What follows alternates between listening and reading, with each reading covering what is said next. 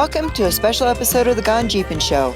In episode 12, we take you to the land down under and the BFGoodrich East-West Australia Jeep Expedition.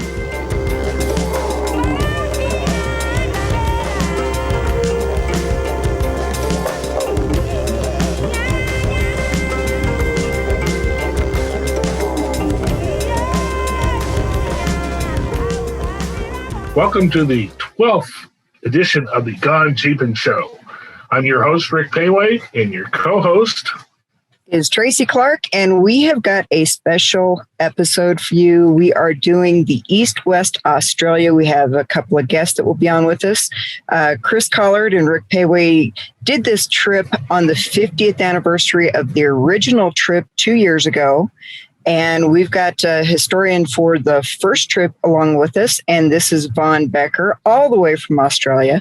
I'm going to let Rick and Chris and Vaughn take over, and I'm going to hush my mouth. Thank you, Tracy. Yeah, it was 2 years ago. It was in 2019 that Chris and I went to Australia and joined this group with Vaughn, and it came about quite in an interesting way. The important thing is what the trip was about 50 years ago, the initial crossing of Australia. Chris? Yeah, I mean, it's awesome to be able to follow in the footsteps of, people that did these incredible expeditions years ago. But, having Vaughn along, I mean, Vaughn, you're kind of like the renowned historian on East-West Australia in general, whether it was 50 years ago or, 2 years ago.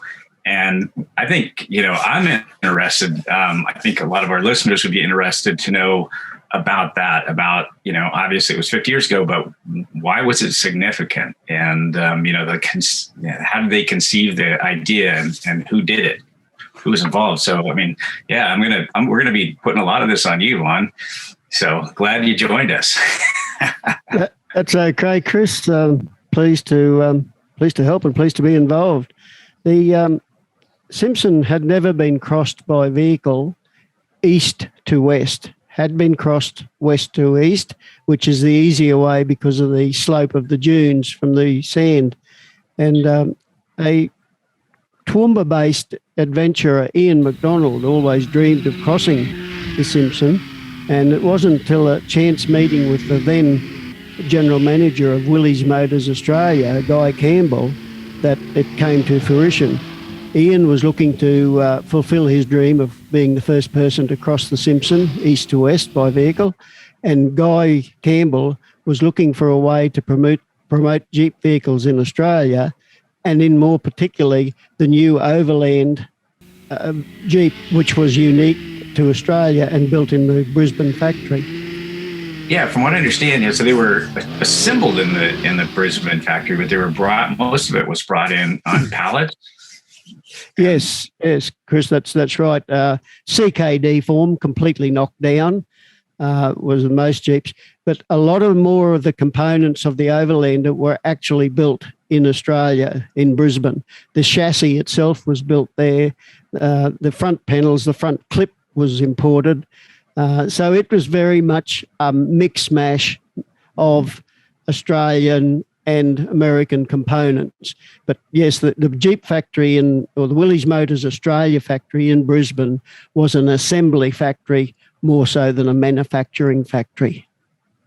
Like you said, it was specific to the Australian market. That's one thing that we never got here was the overland model. Even though 70 some years later, that's the buzzword now. That's right. They did export some to New Zealand. Not a great deal, but some did go over there, but primarily for the Australian market. They were a great concept. They were based on the CJ6. The wheelbase was extended to 110-inch, and then you could basically have any configuration you want, from a panel van to a station wagon to a tray-back ute or pickup, I think you call them. They would build whatever you wanted. Yeah, well, Australia had some actually very unique Jeeps. And, maybe at some time in the future, we should do a podcast just on the cool vehicles that we didn't see in the United States that you guys built down there. But what was, so the vehicles that they were using were the Overland from Willys Motors in Brisbane. Yeah. And about that conversation, I mean, they were looking at pitching or, Jeeps. How was Jeep doing at that time? Because there was this was, obviously throughout the 60s. And how were they doing in Australia?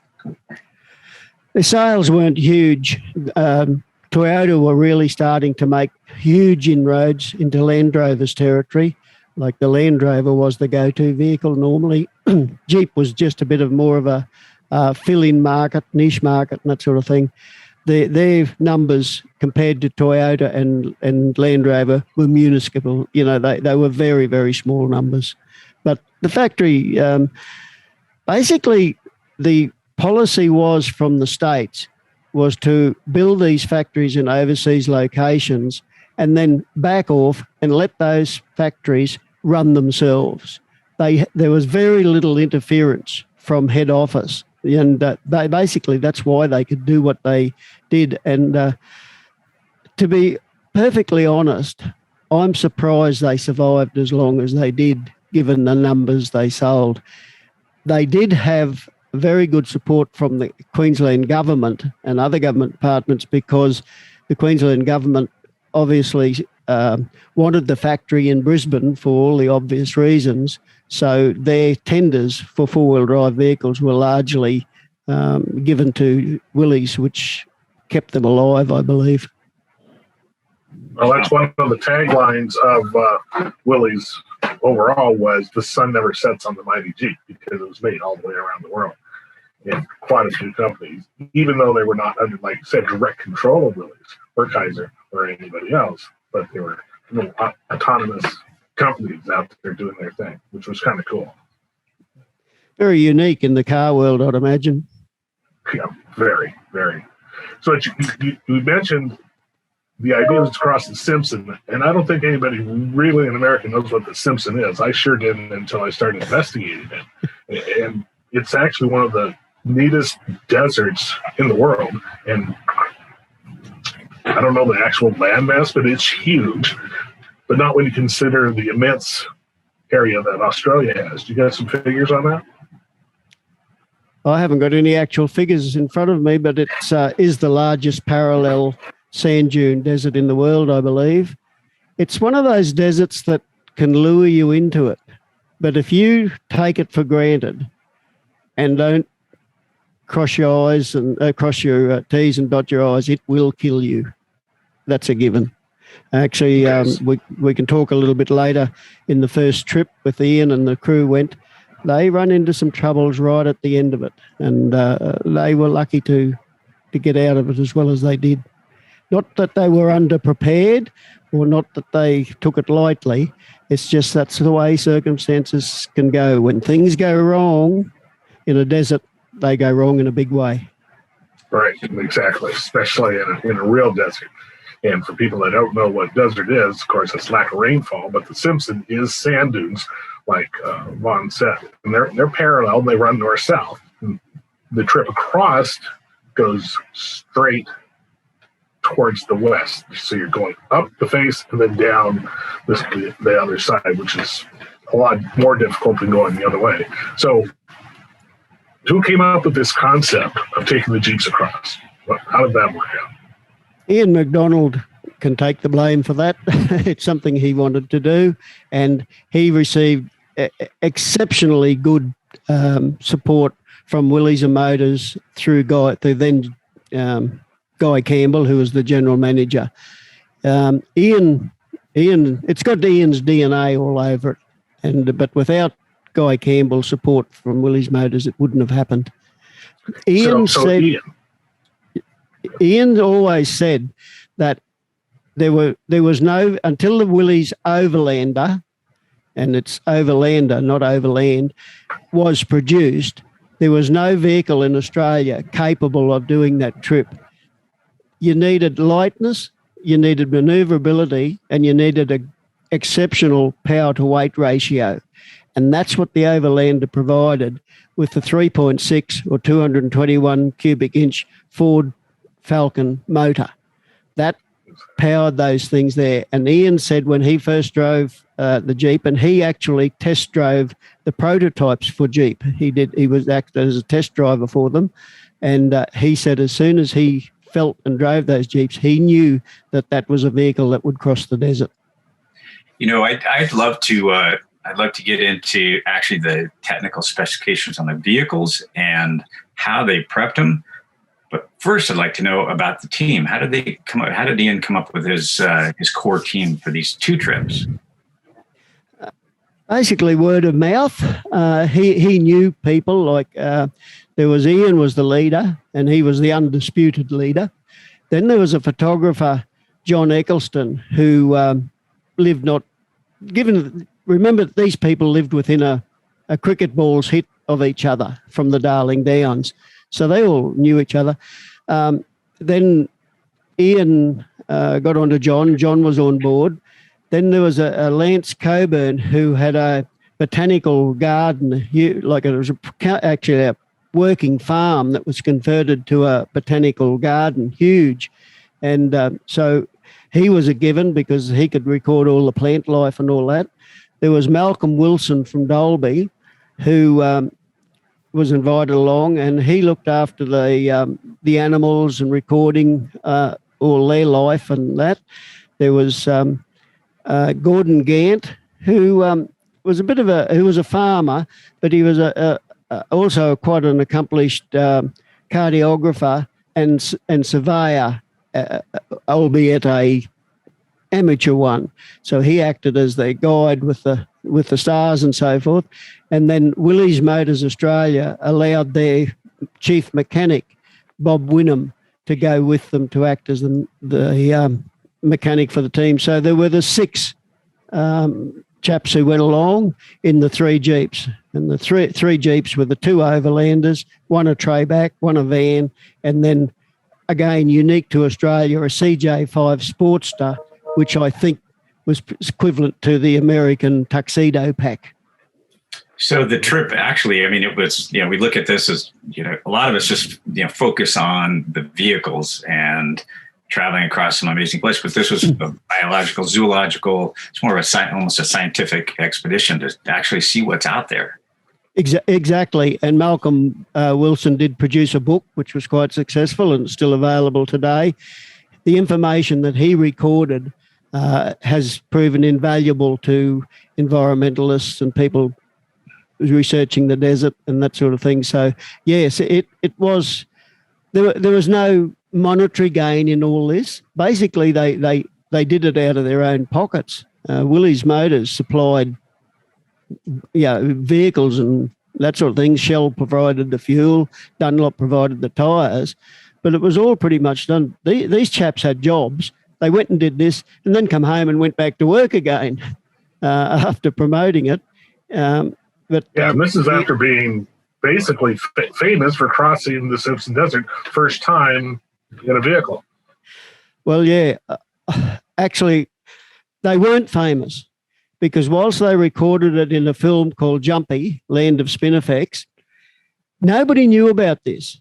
Even when the 50th was coming around, I wrote to some of the people who I would expected would be all over this, like major magazines within Australia, and nobody knew about it. It was a brief moment in history where these people recorded what they did, and then it just died. And that was one of the whole things about it. I wanted to make sure that Ian McDonald and his party were recognised for what they did, and hopefully we did that. But the vehicles were hand-built. The 3 vehicles were hand-built in the Brisbane factory, and Ian actually worked there for 3 or 4 months alongside Bob Wynnum on the assembly line. And it was a bit of a problem because the slow build of these things held up the assembly line. So there was some harsh words between the assembly line production foreman and that sort of thing at times. But they were pretty much hand-built, and Ian was involved in building them. So when they, Vaughn, when they were setting this up, and we've talked about the Simpson, it's pretty good. I mean, they went from Birdsville was a town, and it was established into a stock route, if I remember, and they went all the way to Oldendado, across the northern side of the Simpson. So what about, tell us about like logistics. I mean, you've got a huge distance to travel. Vehicles burning a lot of fuel. Water is an issue. That desert, I understand, is, very, very dry.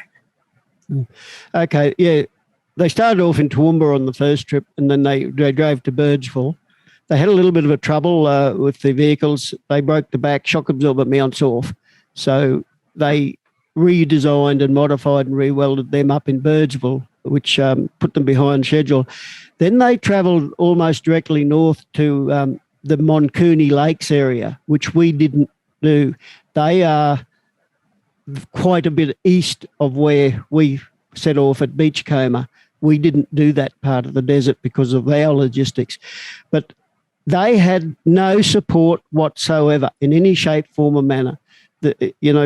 Guy Campbell told them, and probably not so jokingly, that if they got into trouble, they were on their own. Each of these Jeeps carried, believe it or not, 140 gallons of petrol and 80 gallons of water. Now, you just imagine those Jeeps trying to get up those sand dunes with those weights on it. They did a fantastic job. When they got over to Old Andado, they had about 20 gallons of fuel left, and they were completely depleted their water supplies. The vehicle stood up extremely well. The only major problem, and it was a major problem, the freewheeling hubs that they were using were a prototype design, and they put them on, but they were supposed to have the original flanges, front axle flanges, with them. For some reason, they were left behind in Brisbane for the 3 vehicles. The hubs failed, and they had to leave a Jeep in the desert and mix and match parts until they got to Old Andado. Then they pinched some parts off a old wartime army Jeep and went back into the desert and got the other Jeep. But that was their real only major mechanical failure. The other failure that they had was the huge fuel tanks were supposed to be treated with a liner inside, as is pretty normal. But Guy Campbell heard that a chap by the name of Maguire and Moncrief had got a Land Rover, and they were going to leave from Monkyra up between, like in the Baduri area, Western Queensland, and cross the desert. Guy panicked and thought that Land Rover were going to beat them to it. So he brought the whole thing forward by 6 weeks, which meant that the lining in these fuel tanks had not had time to cure. And all trip, they had the lining coming through the fuel lines, and they were having to clear the fuel lines, dismantle the carburetors, get this out of it. So that was not a fault of the Jeeps. That was a person fault. They would have been better off not lining the fuel tanks. Wow, that's a kind of a bit. That's like a really big problem when you get out in the middle of nowhere. And I want to backtrack a little bit. We're talking about the Simpson Desert, and you're talking about the largest collection in the world of parallel dunes, with the north-south running dunes. And from what I recall, there are 1,100 of them. I think we walked up every one, didn't we? And just as a little aside, we were in the JL with you, I think, and we went up a dune, and it was a 3-stage dune, up another one, which are extremely difficult to get up. Ian McDonald was in with us, and that JL just went up that dune like it wasn't there. And Ian told us that was a dune that in the old Jeeps with their skinny little 750/16 road track major tyres and all their weight, he said it would have taken them at least 2 hours to get up the dune, and they would have had the ladder all the way. That was the difference in the vehicles. Yeah, just incredible. Yeah, and just the other thing I wanted to bring up is you mentioned navigation. They didn't have GPS. They didn't have an iPhone that has all these little electronic toys on it, instant communicators or InReach. I mean, all of the stuff that we have at our disposal, they were navigating by dead reckoning. And were they did he have a sextant? Were they shooting? No, I think Gordon just had very basic equipment. There was no sextant or anything like that, but they had aerial photographs or aerial maps, cadastral maps, and they relied on them heavily. Given to remember that Gordon Gant and Ian McDonald, particularly, and Lance Coburn, were very experienced bushmen. And this was when, bushmen knew how to navigate the land simply by looking at it and looking at the sun, knowing. They basically just headed off and headed west until they got to the other side. Wow. I don't think we would have done that. I mean, I can attest to what it looks like from the air because I followed the entire trip via satellite map and I made the track. So it was very interesting trying to find the two bushes and rock where Rick's blue dot was sitting. And one of the things that I want to tell those that won't be watching any of the video, these aren't your typical sand dunes. They're covered with bits and pieces of vegetation. So, you may have the idea that you're just crossing sand and it's just sand, sand, sand. Well, it's sand covered with vegetation. So it's a little bit different than what you may be imagining in your mind.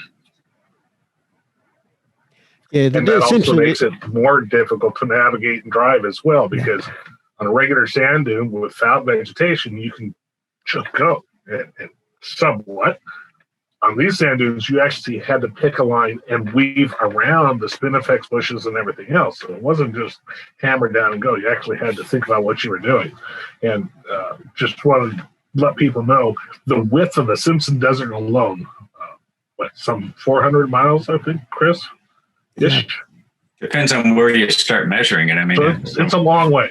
Yeah. Right. But where we went and where the original trip went, it's a long piece. It's not a 50-mile drive, simple as that.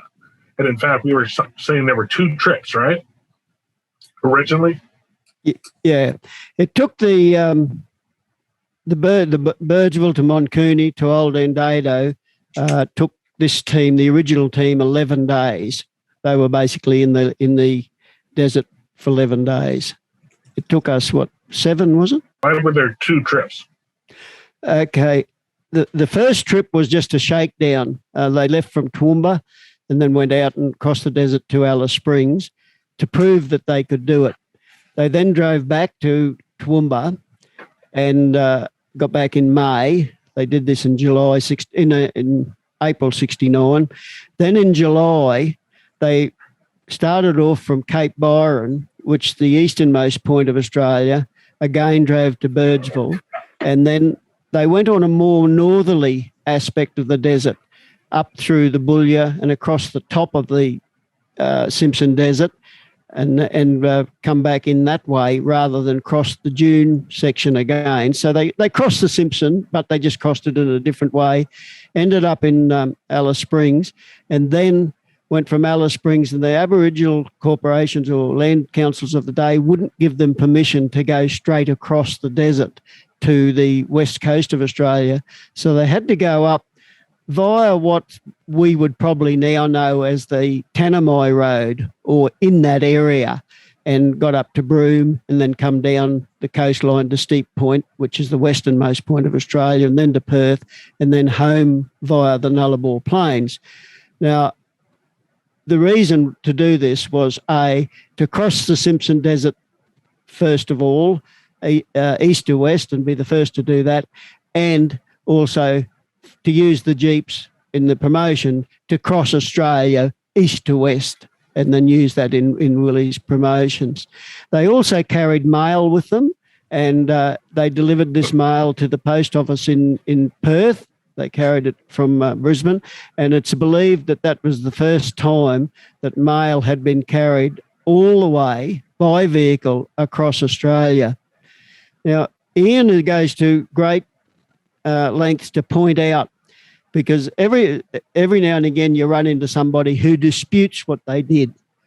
Now, the evidence is there, they did it. But Ian said the crucial thing to remember about their trip of crossing the Simpson is that they never went north nor south of the 25th or 26th parallels. And that's important to remember.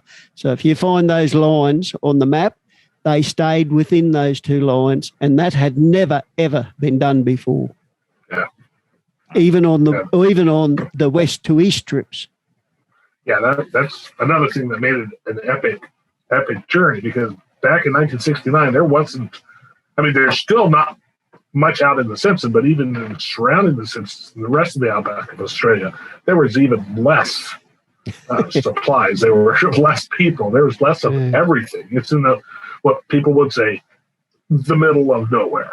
Yeah. So with that being said, what were some of the biggest challenges with like the people and the equipment and the logistics and all that stuff? You had nothing to start with, yet they made it across. The biggest problem, I think, turned out to be water. They did run out of water, and they were in trouble. But fortunately, they got to Old Endado in time. I think the biggest logistical problem was simply they had no idea of what was ahead of them. Nobody had done it before, and they didn't have anyone in an aeroplane scouting for them, which had been done on other crossings coming west to east, that sort of thing. So it was the great unknown, and knowing that every morning when they woke up, they had no idea as to what they were going to come across. But one day they achieved, I think it was a half a mile, because they couldn't get around something, so they come back, but they wouldn't camp in the same spot. They moved on about half a mile, so they felt the day hadn't been entirely wasted. But that's how you go. But no, simply the great unknown of what was out there. That was their greatest challenge. The team got along remarkably well. Ian is a leader. There's just no question of that. And several of the other crew were ex-servicemen from World War II, and that, so they were used to these conditions, and they were used to working with people in adverse conditions, with limited supplies and that sort of things. So I doubt whether he could have put a better crew together. Yeah, that's awesome. Yeah. And remind us again, how many days did it take them when they rolled out of Birdsville before they got to... They were in the desert for 11 days. 11 days. Yeah. That's awesome. Yeah, with nothing. That's true adventure. Yeah. And you remember that, now you know why they had the 140 gallons of fuel tank. And I'm just thinking there were some hoops and hollers when they came over that last dune and they saw Endado sitting down there in the valley. Yeah. Well, they were lucky boys. One of the things that happened was that the desert was actually in reasonable condition, and the spinifex was flowering. And when they got to the western side of the desert towards Old Endado, the spinifex flowers started to clog up the radiators of the Jeep. So not only were they short of water, they were desperate to keep the Jeeps cool, and so they were using very precious supplies of water to try and stop the Jeeps from boiling and try and keep these radiators clean. And they run out of water, and they came to where Ian believed there was an old well and a windmill. And when they got there, it had all been dismantled and decommissioned, and there was no water there. So they were now in dire straits. But they moved on. He knew roughly about what direction Old Endado should be. So they headed off in that direction, and at about 6 or 7 miles from the decommissioned well, they came to a brand new one, just recently equipped, and that they were saved. They were saved. It's kind of hairs. Yeah, it's scary stuff, isn't it? Well, they made it, and that's incredible. And then they unfortunately faded into obscurity. Yeah. Simple as that. Which is extremely sad. That annoyed me. And if in some way I've managed to get the McDonald trips across Australia and across the Simpson into the history books, then I've done my job. Yeah, absolutely. So speaking of that, let's talk about 50 years later. So guys, we've got Ben Davidson on the call. Vaughn, you know Ben very well. And for our viewers, Tracy's going to bring him in, and I want to make some introductions. So we've moved forward 50 years, maybe 48 years. And then we've got, this epic 2019 trip that is in the conceptual stages. We got Ben on the call? Welcome, Ben. How are you? Hi, how you going? Yeah, I'm well. Doing great. You're here with, of course, Tracy and myself and Chris and Vaughn, but you're also with our team members, Liam Lafferty and Greg Henderson. Hey, Ben. How you going? Good. Hi, Ben. Super glad you could join us, Ben. Good to see you. So, moving forward into this, we did this trip 2 years ago in 2019. It was became known as and is known as the BFGoodrich East-West Australia Jeep Expedition. But I was completely unaware of. I was like, as Vaughn said, I'm one of the public off-road guys out here that had no idea about East-West Australia and Ian and John's trip back in 1969. So, John or Vaughn, why don't maybe you could share with everybody how the idea came about to recreate this, and then, how Ben got involved and how I got involved, because I was almost like a tertiary player in this. Yeah, I'll start in, then Ben's probably got more information on that side than I have, but I knew about the trip from day one. I was working in Western Queensland when it actually took place, so I knew about it. And also my father was working in a Willys garage, and I remember seeing promotional material come through after the event, and then it just died. I always wanted to catch up with the team, and to my chagrin, eternal chagrin, I never did. I just didn't make that final step. And Ian McDonald lived only a few hundred meters away from my brother's place in Toowoomba, and I just never stepped across the road, basically. But but I always wanted to do something, and I did lend Michael Bowen some material, and in it was a Voyager magazine that had the trip there. And then I believe Michael sort of pricked his ears up on that. And in the meantime, I put some concerted effort into trying to find the members, and I put ads in the papers, newspapers and things like that, and found them literally living, a 3 hours drive away from me. So we made those contacts. Then I asked them, would they agree to us doing something to commemorate what they did and also ensure that more people knew about what they did. And Ian McDonald is a very careful fellow, and he rang an ex-employee of Willys Motors and said to him, hey, a bloke by the name of Vaughan Becker has rang me about this trip. Is he all right? And I said, Ian, you're talking to Vaughan. So he rang me and not the chap that he thought he was talking to. But anyway, it went like that. And I put this thing together, and if you've got it there, and eventually it went to Ben, and then pretty much Ben took over pretty much from that stage because they had the ability to do it. I was starting to get out of my depth because it was getting bigger than what I felt I could handle from Toowoomba. I am extremely pleased that Ben and Jeep Action Magazine and Michael Bowen came on and took it over. So I'd really like to pass it up over to Ben at this stage. And thanks again, Ben, for what you did. That's awesome. Yeah, thanks for that intro. And for all of our listeners, Ben is the publisher and editor-in-chief of Australia's premier Jeep magazine. It's called Jeep Action. Awesome publication. You can find it online, on social media. And Ben, super glad you're here with us today. Take it from there, man.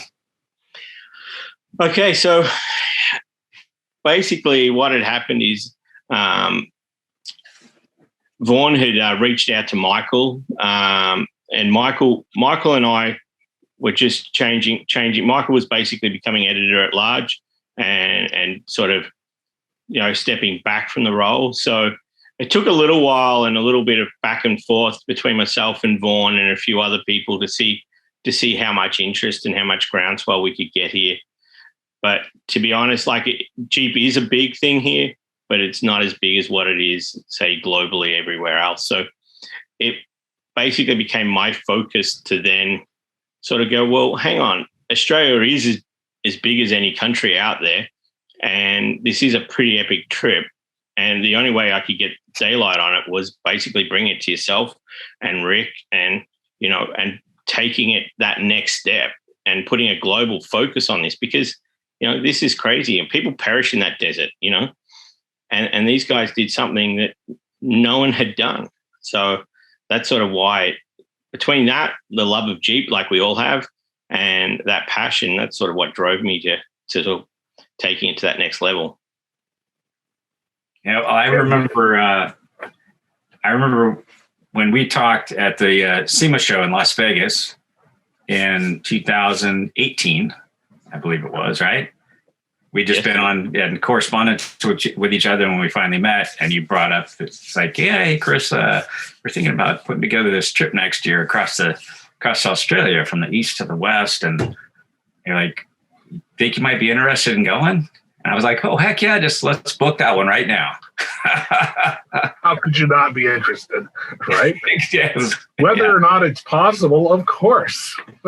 It was a brilliant idea that Ben came up with. So the way, putting things together, Vaughn throws this idea out to Michael and Ben, and they go, maybe we can do something more than just a celebration in the park with a birthday cake to celebrate 50 years of this incredible crossing. How about if we put a trip together? And that's basically what you did, Ben. Well, that's definitely what we did. It was I leveraged buddies,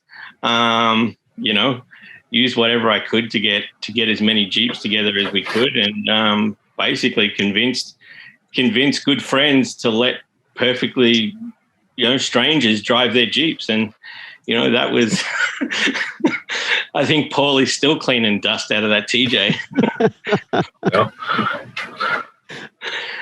So it was an epic adventure. It was something that, it was a once in a lifetime. I mean, I remember that conversation with you, Rick. It's like, how long can you give me? And you go, how long do you need? And I'm like, okay. Well, I learned a long time ago that you have to take advantage of those situations because they may not come again. So and exactly on that. Exactly on that. 2018 SEMA, Ben actually asked me if I was interested in it when we were standing in front of the J18 that I built, and I just let it die. I never followed through with Ben to find out if I was involved on the trip. And now hindsight's 2020, I missed out. So, exactly what you're saying there, Rick. You got to jump on it when it comes. Right. Yeah. And that's one of the things that I think that Chris was saying, yeah, well, how long do you need? Sure, of course, And then, of course, Chris started talking more in depth with Ben and getting things set up. And finally, I think, Chris, didn't you and Ben talk all about the corporate partners you tried to do? And like Ben's trying to do the vehicle prepping and getting vehicles themselves? We did. And, Ben and I talked. Originally, I thought he was asking me if I wanted to come down and do this cool trip, which I think he was, right? And then as that conversation developed, it was like, okay, well, these are also, how do we really push the needle on letting the world know what we're doing and what we did and what these guys, what Ian and his team did 50 years ago. It's like, we can have it, my background is kind of in the international off-road media thing. So we started talking and it was like, how big can we make this thing from a media standpoint? And to do that, I mean, we could go do the trip, but to really do that right, we needed to bring in international media, people that really, put out a lot of different big outlets. They put out a lot of content in different places. So that kind of developed into, okay, we're going to need, plus fuel's expensive and we're driving like 6,000 kilometers. So then you can chime in on this anytime, but it's like, we're like, okay, we got to figure out how to help pay for this thing because we're not independently wealthy guys. I mean, that was definitely part of it. The other thing was we wanted to keep it connected to the history as well. Like we had plenty of other options. We had plenty of other people that were willing to water it down or do, sort of put their own spin on it. But we wanted to, I mean, Chris was a stickler for being a purist with it, which I was as well. But it just had to make, one, good business sense, but two, it had to be something that would have impact and have reach. And that's even why we, had Tracy involved as well. Like, man, the socials and the things that she did for us and, the things that, we could not have had a better team with her and even Madge as backstops, willing to do all those silly hours when we had that 2 seconds of phone reception and, we'd shoot through all those socials and things like that. But the actual vehicle selection and things like that. And it was really, we didn't want to sell out to anybody in particular. And we wanted to showcase the whole range. So that's why we had basically TJ right through to JL. Like we had a good selection of vehicles. Yes, I would have loved to have had a Flatty or a CJ, and we had a Flatty for a day out there. But right, that's right. Brad from Max Tracks showed up and met us out at Birchville. Yeah, Big Red.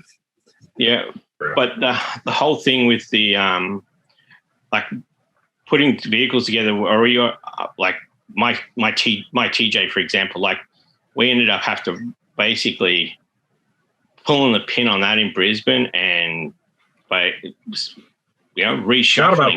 We lost what an extra day just repacking and resorting out everything, and that was day one. I mean, it wasn't for me and you. Like for me, it was actually like month 2, but of putting vehicles together. But for us, it was it was a big deal. So I mean, the CJ that I wanted to bring, it wasn't as reliable as what that TJ was, and that wasn't reliable in the end. So, and I think that's really pretty important for crossing the entire continent. 3,000 miles, much less 400 miles of desert. You have to have a durable vehicle that you feel confident. It has to be reliable. Otherwise, like you said, your run Jeep died at the beginning of the trip.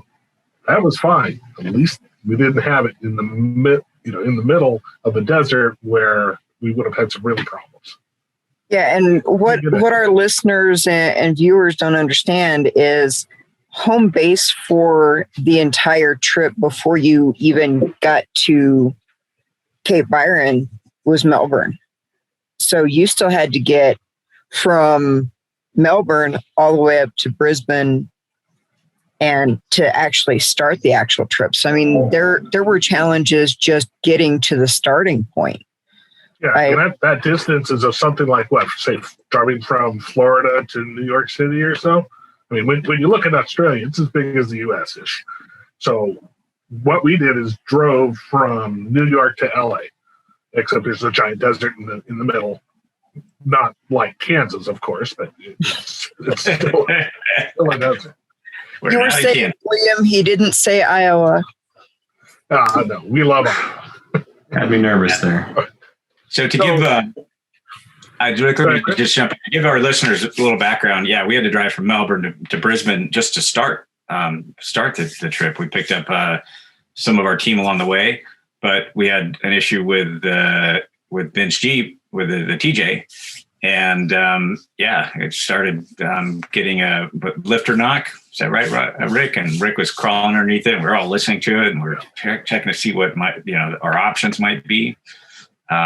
And at the end of the day, it was running, but the decision was like, no, we are not going to compromise or jeopardize, the entire trip by bringing something that we're not sure of. And we also figured that we had barely, but enough room to put all the team members and all the gear and all the food and fuel and, most importantly, water into the remaining vehicles. So, Ben, why don't you tell us about how many vehicles and how many people? Okay, so we had two TJs. It was down to one. We had two JKUs. We had the JK8 with the LS in it, and then we had the JL, little JL. Yeah, so I mean that was it. Team members. So Paul provided his TJ, and he drove his JK. Chris was in the JL.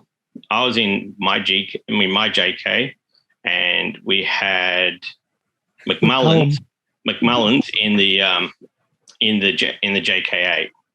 So, and then basically that was sort of how the vehicles are stacked, and then we had to stack in Vaughan, and who else do we have? Derek Redmond, Justin from China, and we had Sue Mead as well. So two originals, John and the two Ian. Originals. So which was probably the coolest part is that we were able to get two of the original members to go with. Now, who pulled that off? Was that you, Ben, or Vaughn? Vaughn and I discussed it a lot, and I don't think they expected it to be the way it was. Did they, Vaughn? It was a bit of a surprise to them, but once they really knew what was happening, they weren't going to be left behind either. But I think they were comparing it with the original trip, and in the end of the day, there was no comparison compared to how hard they did it. And whilst it was hard enough for us, it was nothing compared to what they had to put up with. And I'm thinking that if they were thinking, we're going to cross the Simpson like we did 50 years ago, like, yeah, that sounds really cool, but tell us how it was. Yeah. Like that. After all, they were in their 80s. They were, yeah. Well into their 80s. They're not spring chickens, but they sure acted like it. So, with that addition, we had a lot of people and a lot of vehicles. Yeah, you had 13 people and 5 Jeeps, and only one of those was capable of hauling 2 people. So right, J8 was 2. I hope. I mean, I saw little, anybody that's watched Pigpen or Peanuts and they see Pigpen with the little trails coming up. I hope you all had really good deodorant on that crossing across the Simpson, because that was tight quarters. That was. We were all packed in, especially again with talking about logistics. The water bladders we took laid down underneath the rear seats, right? I think that's where they were. Well, no, we actually ended up putting them in poles. So Paul had the water bladders. Because we had to keep modifying things because of the loss of one Jeep. So originally, Paul and I were just going to have a vacant back seat, one single seat up, and have the water bladders down the other side. But it became one of those things that with this reshuffle, we stuck the 2 water bladders in his Jeep, and he had 400 liters of water. That's a lot of weight. Yeah. So that's 400 kilos in front of his back axle. Heavy water bladder. My goodness. That poor little Jeep was squatting down. So then I had 4 people in mind, but then I also had all the tools and spare parts, and then that boxes of food, and then we utilized the racks on both back of mine and Paul's, those racks on the back. So we were carrying a lot of weight. Well, fortunately, we had good corporate sponsors, and that's always important on a trip like this. We had obviously title sponsor was BFG, which hence the title of the BFG East West Australian Crossing Expedition. Still can't say that correctly. Chris, say it again. The BF Goodrich East West Australia Jeep Expedition. There you go. Thank you, BFG. I don't think we had a single tire issue that I remember. Regardless, we also had the other sponsors, Ben. The gas tanks, we had those. Who else? Yeah, so we had LRA for the long range tanks. We had, Jeep Connection, Henry. He gave us great. Brand new. Yeah, he gave us a Jeep. We had to give it back. We go up to Henry's shop and he hands me the keys to this brand new JL. It's like completely decked out, fitted, and he and Ben have kind of gone through the logistics, short list of all the equipment that we needed on it. And I'm like, I fell in love with that guy right then. I was like, he's on my Christmas list. So Ben, tell us, you were pretty much in charge of the prepping the rigs. So like winches and refrigeration. So we had Warn, we had Dometic, we had JW Speaker, we had Best Top. Everybody, even we had Terraflex, we had, and those Falcon shocks. I'm still running them, and they don't miss a beat. I'm pretty happy with them, and I'm still running the original set of tires, and I put a lot of miles on them as well. So we had Dometic. We had Warn. I said Warn. Max Tracks. We had. I'm just trying to think who else. Darchi. Well, I remember, Ben, that 3 or 4 days before I was ready to get on a plane and head your way, right? This huge box, actually like 3 huge boxes, came in from Factor 55. So Mike at Factor 55 was like, didn't have time to ship it, your way. So it's like he shipped it to me. So I had like one of my carry-ons was like 70 pounds of like, you name it, recovery gear, the winch hit thimbles and fair leads. And that was exciting. We had support Jeep Australia as well. So we definitely for something that was put together as quickly as it was, we were definitely looked after. Well, speaking of quickly, everything did come together rather quickly, because here it had to be 2019 because obviously this 50 years and 69, etc. So you were really under the gun to get a lot of this stuff done. So tell us about your planning and planning how much fuel and where we were going to stop and where we're going to stay, because you're the boots on the ground guy there. That's what you had to start to do. So I'd spoken to a lot of people like Emu, who was one of our fuel guys who helped us out. He's the one sitting there in the bright yellow shirt above Tracy's head, or bright yellow jacket above Tracy's head right there. We had intel from him and quite a few other people, even Vaughn, and we wanted to sort of stick to as much and cover as much as the original route as we could. We had to make some changes there due to some organic beef and a few other things that were sort of needed to happen. There was some land that they crossed through, but unfortunately now the farmers are running organic beef and they're not allowed to have vehicles on their land. So it's a specification. I didn't make it. Well, I think if you want to jump in here, I think the logistics side of it was, it came together fast, and like you and I were on the phone constantly, and we weren't on Zoom calls because we didn't know about Zoom back then, but yeah, just as far as like the distance and what the route was going to look like, and fuel was a big thing. Just trying to figure out how much fuel we were going to burn, not just driving, but driving over 800 sand dunes in a row. Well, there's that, and the fact that in the end we did a big round trip. Like for us, we did that trip, but then we had to get home. So we had to get those vehicles back from WA. So that in itself is another adventure. I suppose we will cover another day. That's another day.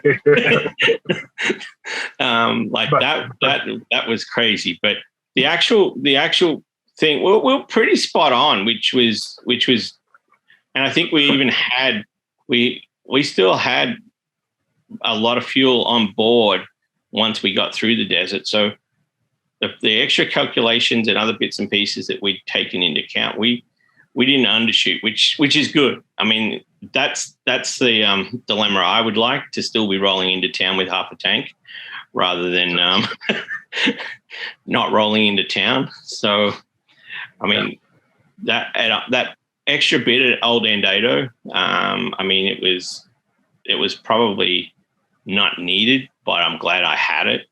So I think that doing the fuel stops that we did, so we filled up in Birdsville, we filled the drums up in Birdsville, then we topped up in Old Andado, then we on the Hay River track we met up with Emu and topped up again, and then we topped up at Old Andado. So I mean, that whole and those days and that, I mean, we ran a pretty tight ship, and I mean, I was exhausted before we even started, but Chris was able to carry the can to say, and we got up every morning and we just did the hard yards during the day, and set up camp every night, and we got through it. I mean, it was well. That's what it was. It was great camping more than 8 days, but camping the entire way across the desert, of course, and on both ends was really incredible, especially in some of the places none of us had ever been. Maybe Ian and John had been, but it was quite the adventure, quite an escapade, shall I say. And I think we all came through unscathed because of it was good planning out of the gate, so that we knew what we were doing. And then we had one sat phone or two sat phones, and then a couple of trackers. I think Tracy was tracking 3 different GPS units. She was our eye in the sky as we crossed the continent. Actually, I was on 4 different trackers if you count your Find My Friends thing, which happened to be the most accurate. I was really worried about Ben, as I had said in our last episode, where all of a sudden he's out there, he hasn't moved. I go hit refresh and he's in Brisbane, and I'm like, what the what? How'd that happen? And then, like 6 hours later, he's back with the group, and it's like, not going to ask any questions. No, just go with it. For all of the folks listening, if you're watching our video on this, awesome. But for the folks listening, to give you an idea, if you want to follow on, pull it up on one of your maps. We went from Cape Byron, which is near Brisbane on the East Coast, all the way to Birdsville, which is like the edge of the Simpson Desert. And then we took what they call the QAA line east or west, getting backwards here. It's Southern Hemisphere stuff. Like, I figure out where the sunrise is every time. Like, wait a minute, where's west? And so that's the line that most people actually take. So lots of people go across the Simpson Desert, every year, and they do the French line or the QAA. But nobody, in fact, it hasn't been done, to the best of my knowledge, since 1969, is the 7-slot line, which is kind of a name that we came up with because we liked, we thought it was appropriate. But it basically goes from a place called Beachcomber and just shoots an azimuth west straight to Old Andado Station. So if you're finding those on your map, going up to a place called Beachcomber, and you're going to need a good map because it's not like a resort. There's nothing there. It's like an old well. There's a pipe sticking out of the ground. Yeah. With a little plaque, and that's it. No services, folks. Yeah. No services.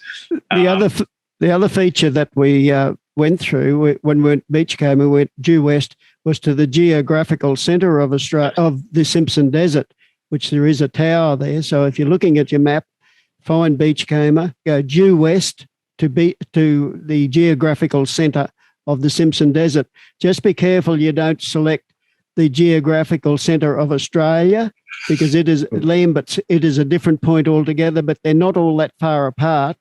And then due west then to Old Andado. So it's very much in a straight line from Beachcomber to Old Andado via the geographical centre of the Simpson Desert. I think in my mapping versus what you guys were talking about, in your haze and dust and dirt induced comas from lack of sleep. I think we ended up being roughly 8.9 kilometers off of what I mapped versus what you guys drove. Yeah. Mm-hmm. That's about right. That was a heck of a feat. And where we did drive, also, we did have special permission to be completely, totally off the tracks to cross some of the lands, some indigenous lands and everything else. So that's everybody's been some of his contacts took care of that. So, that was actually Vaughn. Joe Blow can't do that. Yeah, Vaughn was able to secure that through some family contacts and other people that he'd met. So that was one of the things that we had to secure right up front, and that's something that we were able to do. So that was probably one of the easier things, even though it's hard for people to normally do. But yeah, as far as going back to planning for 2 seconds, Chris and I nutted out quite a bit of stuff at EJS that year. So we'd spent a bit of time, putting together a list then and thrashed out a few things there. So for people listening, that's Easter, and then we were leaving in, basically the 1st of July. Came together. It was quick. Yeah, that's right. Ben, you flew over and we drove out for an Easter Jeep Safari and crashed in a little 12x12 cabin for 10 days basically. And I mean, that was in between the photo shoots, Chris. Yeah. And that's a hectic week. But it was an excellent time to really just brainstorm on, how we were going to put this thing together between, reaching out to our, what became our corporate partners and who the team was going to be. You'd mentioned it before, but we had, of course, so I mentioned the media side of it. Big thing for me on this was not only the completion of it and honoring Ian and John and their team, making sure that the world knew what they did, and then doing that by putting out as much media as we could. So, Rick, you were the first guy that I called. And then I called Sue Mead, our good friend Sue Mead. She's in the Off-Road Motorsports Hall of Fame as a pioneering journalist. Rick, you're also a Hall of Famer. And you. And then, I reached out to BF Goodrich, who is a huge part of this as far as their support. And I asked him, it's like, who do you know? Let's look at some of the global markets. I said, what's important and who do you know that absolutely can put it out? And that was Justin. So we've basically brought in 3 international journalists for it. And this is some of the things that Ben and I talked about, that we talked about on the, Easter Jeep Safari that year. And we're like, man, this has got to be coming together like right now. It's exciting. While eating Maverick hot dogs. Maverick hot dogs. And I think getting the media along on this trip was important because that's what makes the sponsors believe in you. You have a seasoned journalist and know what they're doing and produce social media was extremely important to any modern company, which is what Tracy did, was promoting all of that during the entire trip. And looking in retrospect, I think we more than over-delivered, and lots of people knew about this trip because of that. And that's what's important. Unlike, unfortunately, the first one. However, if the first one had been, the first trip in '69 had been successfully marketed, there may have been other trips since then, and we would not have had this opportunity to go on this epic adventure. So, and I think, Vaughn, one thing you said as a boy, you wanted to visit the geographical center of the Simpson Desert. I did, yes. You got to do it because of this. Yeah. 60 years later. Well, better late than never. Better late than never. Yeah. Exactly. One thing we didn't mention about the trip that the originals did was that they actually made a film of it, and called Jumpy Land of Spin Effects. It's a 16mm film. It runs for about I think 120 minutes or something like that. Ian and John have actually given me that original film. It's here now, and I sent it to Canada, and Derek Redmond has digitized it So it's now safe, and that at some point in time we will probably make it available. But Ian and John did put certain conditions on it while they were alive. So speaking of the that film, yeah, I mean, I would love to. I'm sure our listeners would love to see that. I foresee a Gone-Gpn movie night. Gone-Gpn movie night. That would be awesome. I can send you a small clip to one of you if that's of any help. Yeah, maybe we can. Is it something somebody could find on YouTube or on a social media? Or no, I've got it here. Derek's probably got it, but I could send it over by WeTransfer. It's Derek just took a small clip together of one of the overlanders crossing some sand dunes, just to give people a taste of it. I can send that to anyone. If you just put whoever wants it, I'll send it to you. You can do what you like with that. But that would unfortunately, I can't share the full film yet. Well, that's okay. And that's one thing about Derek Redmond was another member of our trip. He runs the CJ3B page. And if you want to know anything about CJ3B Jeeps, which I just got one yesterday, he's the go-to guy. He's a technical guy, so I'll be talking to him even more in the future. Yeah, I mean, I still have a major thirst for knowledge over this trip. I kind of came in after the fact, so I was learning as it was going on, and it's very fascinating to me, and I want to know more. I'll send the clip to you, Tracy, and then you can do what you like with it. I'll sit here and watch it and not share with anybody. Yeah. It was put together the film itself was put together by John Eggleston. Uh-huh. But the clip was taken by Derek Redmond after he tidied up and saved me $250,000. Exactly, yeah. He had an ability to digitize it.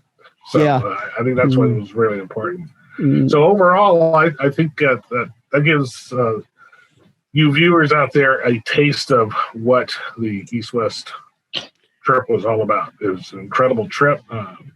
Ben, you got any closing comments? Well, we're not going to close just yet. I'm going to jump in here. I'm going to be really rude. And those listening, what we're going to get ready to get into here is something that's going to drive you to go to our YouTube channel and watch, because Chris has put together a little snippet of the trip, and I've watched it, and I want to be there. Even though there are things in that desert that will kill me, I still want to go.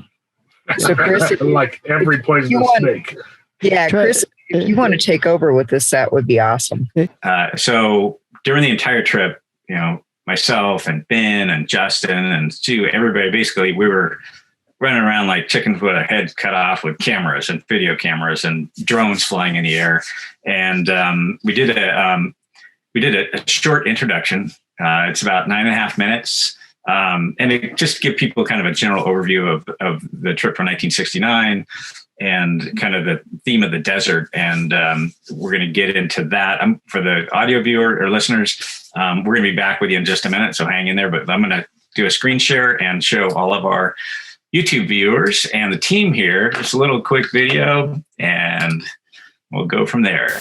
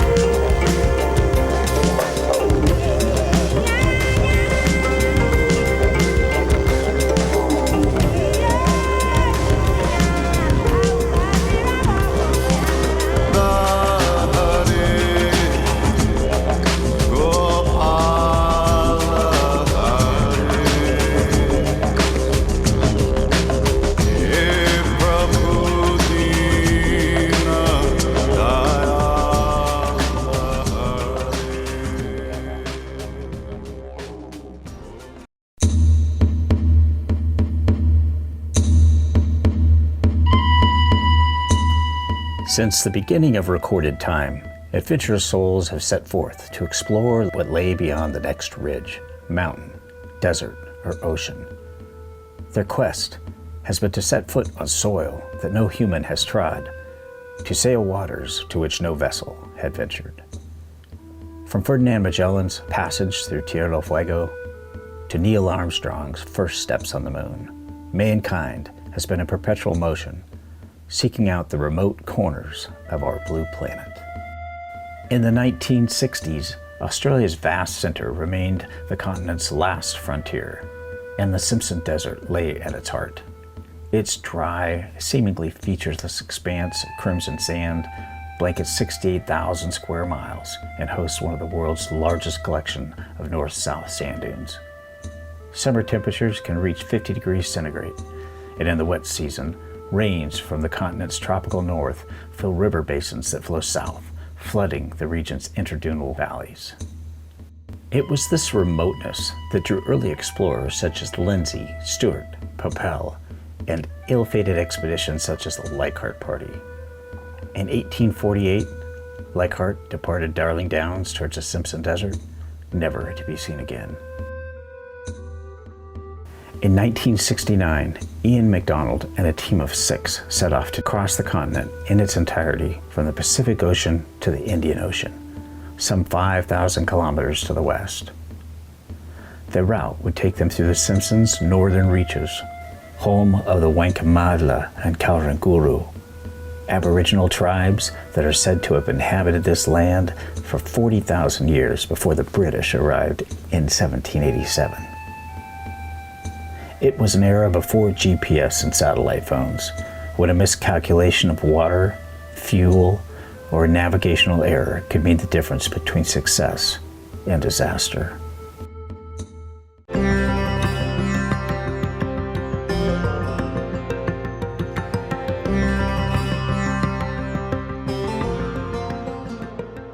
As the 50th anniversary of the original expedition approached, a group of modern-day adventurers set out to follow McDonald's tracks across the continent.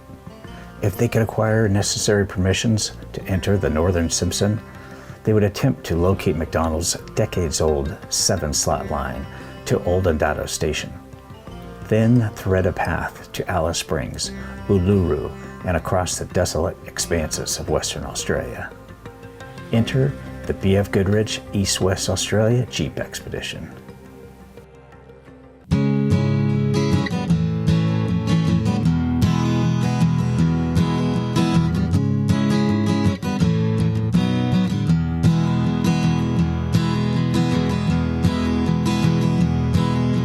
Nothing but static on the radio, and nothing ahead but the open road. I've been here before, chasing the tail of a thunderstorm, rain blowing in through my old window. I've been here before. Just another road song, just another road song, just another road song. Sing along. The project was organized by 7-Slot Expeditions, a collaborative effort of Jeep Action magazine publisher Ben Davidson and Adventure Architects CEO Chris Collard.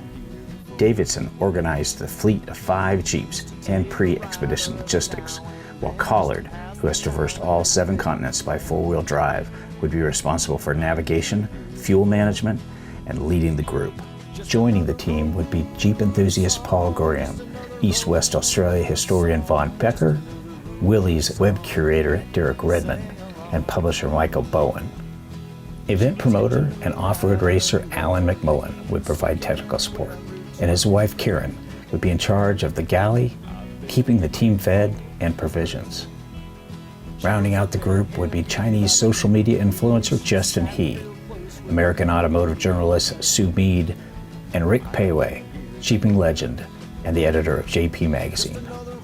The final addition to the team would be 2 members from the 1969 expedition, Ian McDonald and cameraman and naturalist John Eggleston.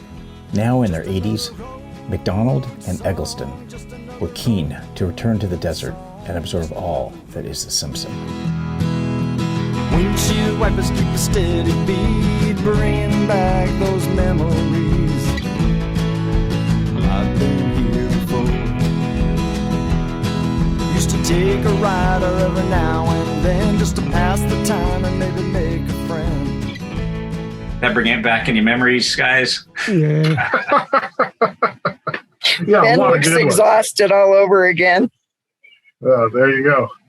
Now, one thing that I noticed was watching Ian and John driving and remembering what they said about, oh my gosh, this is entirely different with these vehicles with these big tires and big motors. And they use sand ladders during their whole trip practically, where I think we brought ours out, the Max Tracks, a few times. A few times we really needed to, and a few times it was just, experience and see how well they work. But yeah, they really were shocked how much easier it was. They had to use sand dune ladders, especially in the early times with the full load of fuel and water. They had to ladder up 2 out of every 3 dune. Yeah. Wow. Yeah. And we had maybe 3-4 dunes out of 100 that we needed them. I don't know. I mean, come on, Rick. We did, each of us got stuck. That's just the reality of things. You got a lot of big sand and we're pushing the needle, pushing the RPMs, trying to get over this stuff. And there's places where it's like, again, sand dune driving. So you either got to know when you can turn out. And if you can't turn out, you're going to have to back out of it. So lots of time we're just pushing the needle, trying to get over the top and, buried we got, and we're calling on the radio. Yeah. And we were really fortunate to have Warren, because we used the winches more often than not. Yeah. And airing down the BFG tires and the Max Tracks and Factor 55 stuff. It was incredible how much we had to use that stuff compared to, your regular little trip down to the beach or whatever that most four-wheelers do. This was something where we needed that equipment on hand because it was some treacherous terrain. Yeah, I think the hardest once. Sorry, Ben, go ahead. I think the hardest balance though was we didn't get a heap of footage of it because we just needed to make that time. That schedule was so hard on us. It was brutal. Like it really did. So you'll never see much footage of anything purely and simply because we were right. in there, hands getting dirty and and trying to keep the convoy going. So it was sort of that whole thing of, well, you guys already have the June. You guys keep going, just keep going, and we'll deal with this here. And, we had quite a few of those sort of moments. And, and the thing is, you get stuck because someone would be up on top of the dune and they hadn't kept going and you were already making your way up. And, there were those little things that we had to sort out early on, and we got through it. It was never there was never a harsh word or a harsh moment that we didn't work through, and that it was fantastic. Yeah, it was, and we did. We had lost a little bit of time with the vehicle that went down, so we just had to overcome the obstacles. And again, I'm going to jump back into Vaughn's comments and what Ian and John did. Is our obstacles were pretty minor compared to what they could have been in 50 years ago, whatever that was. And the equipment, whether it's modern recovery equipment, Max Tracks, good worn winches and Factor 55 stuff. It's like there, that stuff has become really easy to use compared to, say, we had synthetic line. So back in the day, steel cable. And those sand ladders they were using much heavier than the Max Tracks that we were using, and the tires that they were using were on what type of tires what size tires did they have? They were tall, narrow, standard 750/16 Dunlop road track majors. Right. Yeah, and we were using standard skinny old Jeep tires. Yeah, exactly what you'd use around the farm for to be robust. And that's what was available. No, but it really was. Yeah, that's what it was available. So if you went down and bought a Jeep from the factory, those were the tires that come with it. Simple as that. Yeah, and you wonder what air pressure they ran. I don't think we ever discussed that, other than lower than what they came with. Whereas, of course, we had our tires down to a reasonable amount. We had some with beadlocks. I don't think we all did, but there was no 30 pounds of air in these tires. Yeah. The And, Ian said they did. We were Ian using did say that actually some of the tires that actually, sorry, Bond, go ahead. No, sorry. Ian did tell me that they run the pressures as low as they could, but given the loads they had on, they were very limited as what they could do, especially on the back. But he seemed to indicate to me that they were in the high teens, but not over 20. Yeah. Mm-hmm. Yeah. Mm. So Yeah, sorry. I have a question. Who's ready to go do it again? Me, sign me up. No, I do it in a heartbeat.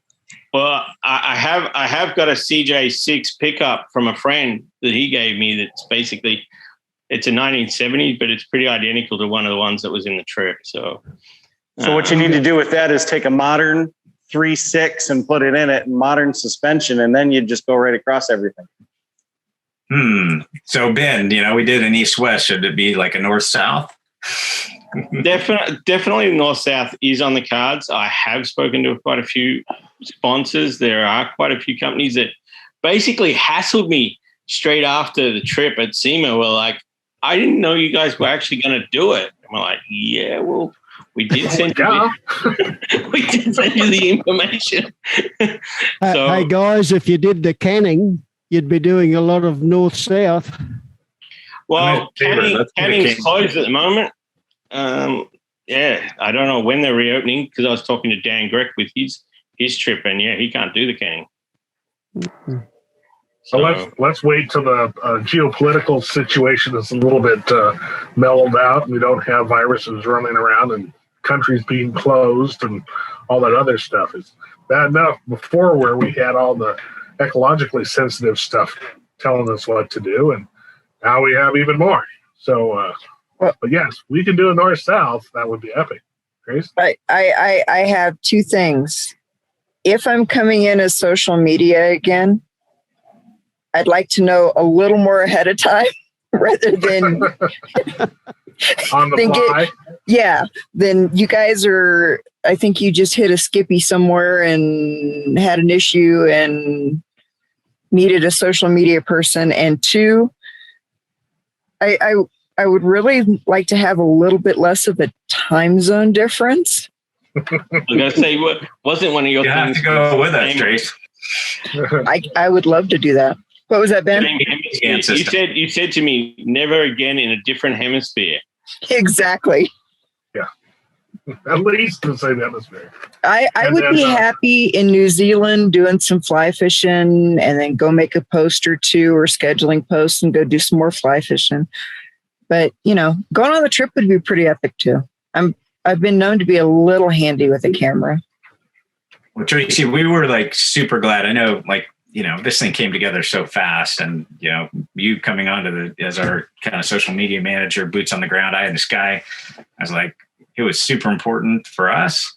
And sorry about the short notice, but that's the way things go, my friend. Sometimes I'm good at on the fly situations, and I did find you a nice lake bed after you had made Steep Point. You're on your way back to Melbourne to go play in and get some more footage, and I found you a nice camping spot over there by that old telegraph station. And that was awesome. It's amazing what you can do with a little bit of computer satellite imagery there. Just searching around, it's pretty cool.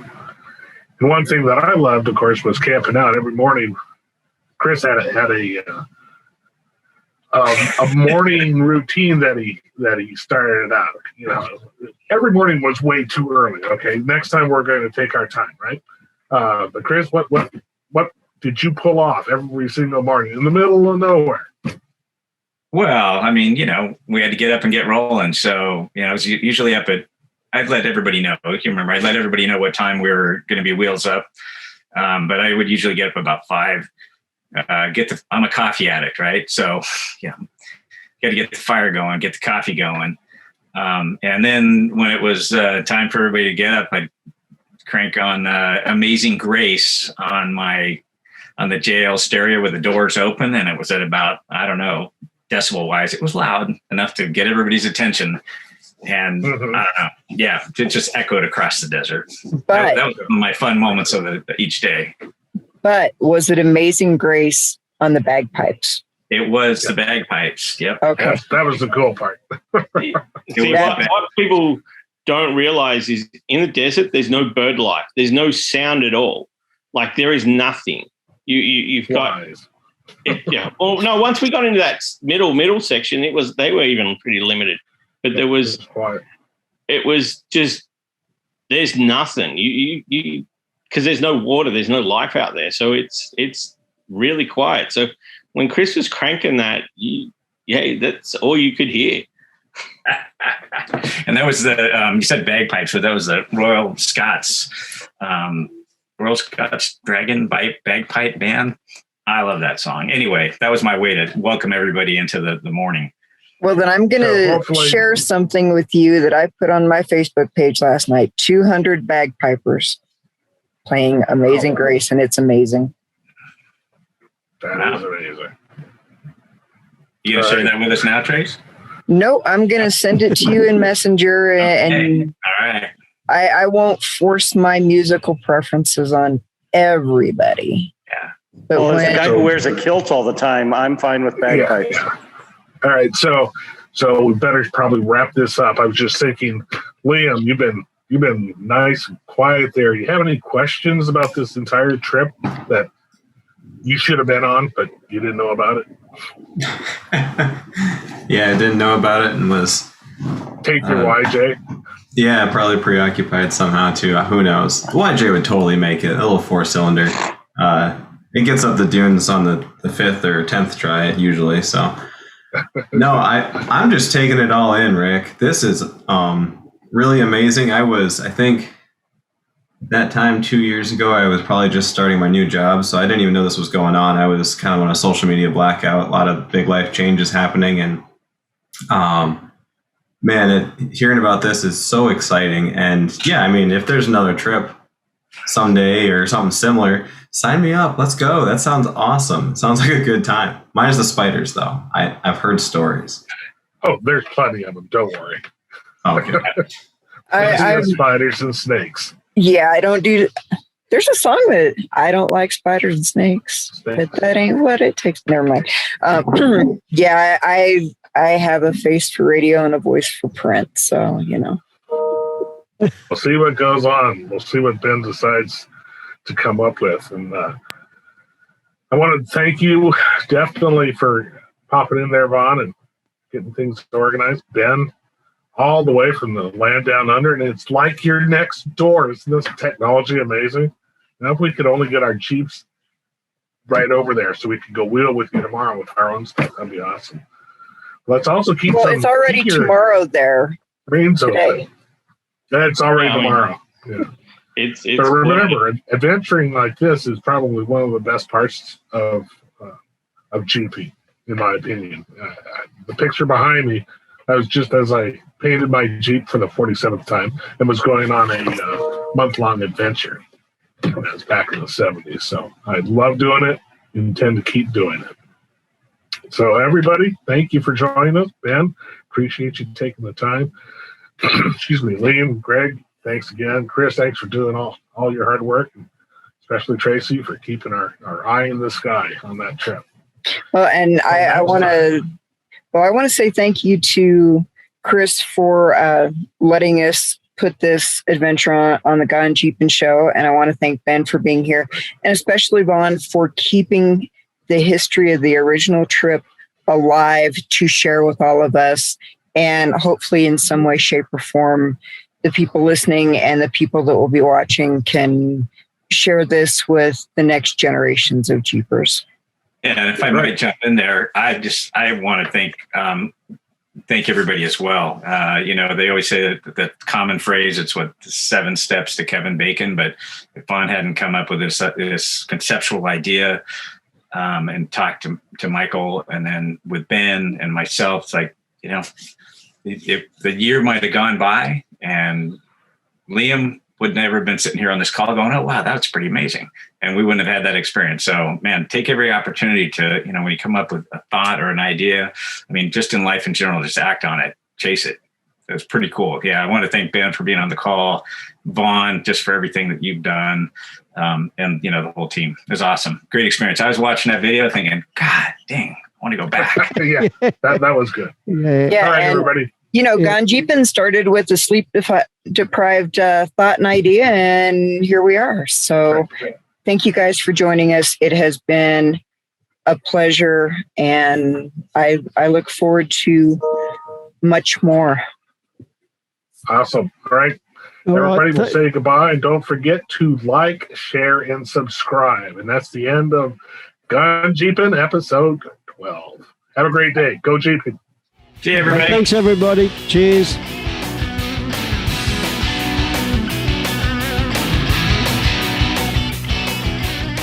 On the next episode of the Gone-Gpn Show, we'll have lockers before light bars, where we will answer some of our fans' questions. Willys versus Wrangler. Rick Payway faces off against the new guys, old school versus modern technology. And Trailside, where we will discuss some of our favorite trails and trips we'd like to take. Thanks for joining us on the Gone-Gpn Show. We'll see you at the next episode. We're all Jeep all the time.